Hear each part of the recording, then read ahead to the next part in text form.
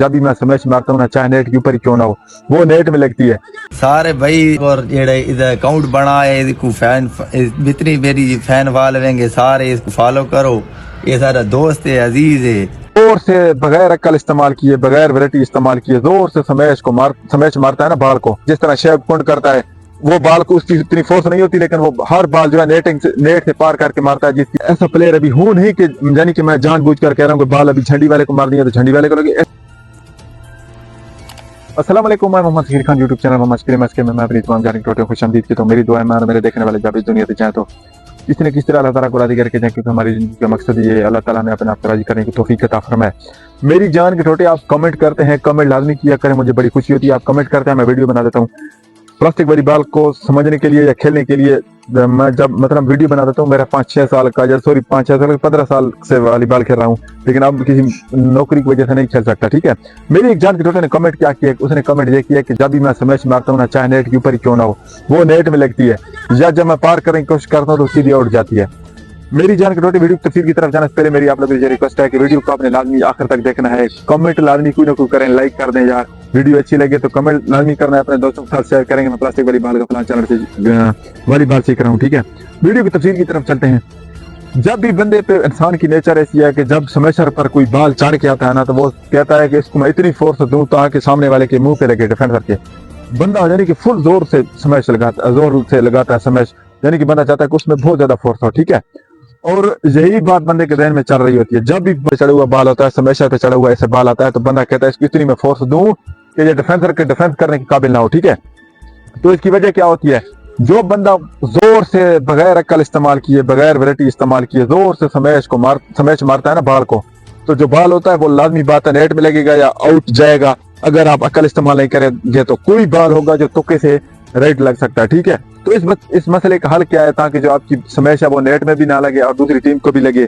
तो मेरा आप लोगों के लिए मेरी जान छोटे मशवरा यह है, मैंने खुद आपको बताऊं तो बहुत से मैच जितवाए हुए हैं, यानी कि जब मैं चाहूं तो बाल को पार करके स्मैश को मार सकता हूं, जब चाहूं तो नेट में मार सकता हूं। ये कैसे होता है, ये खेलने से होता है। जब आप 5-6 साल या कोई हमारी तरह 10-15 साल खेलेंगे तो तब ये तजर्बा आएगा आप लोगों को।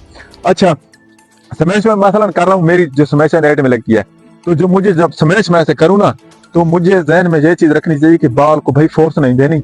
जब मैं बाल को फोर्स दूंगा तो बाल है जो नेट में लगेगा या उठ जाएगा या तुक्के से दूसरी टीम को लग सकता है। यानी कि मैं ऐसा प्लेयर अभी हूं नहीं कि यानी कि मैं जानबूझ कर कह रहा हूँ कि बाल अभी झंडी वाले को मार दिया तो झंडी वाले को लगे, ऐसा नहीं कर सकता। क्योंकि बंदे के जहन में यही चीज चल रही होती है, जब बाल चढ़ा हुआ आता है तो बंदा कहता है इसको फुल फोर्स दूं ताकि दूसरी टीम डिफेंस भी ना कर सके। तो आपने ऐसा नहीं करना। जब भी आप पे बाल है तो उसको पहले आपने पार करने की कोशिश करनी है। यानी कि अभी देखें, ये मेरे पास बाल है, ये मुझे पता है ज़हनी तौर पर मैं 2 हाथ मारूं तो ये नेट में लगेगा, नेट से पार करके मारूं तो ऐसे मारूंगा तो ये नेट से पार हो जाएगी। ठीक है, ये इतना तो बंदे का तजर्बा होता है ना। तो इसी तरह एक हाथ में भी ये तजर्बा रखें, बाल को फोर्स ना दें।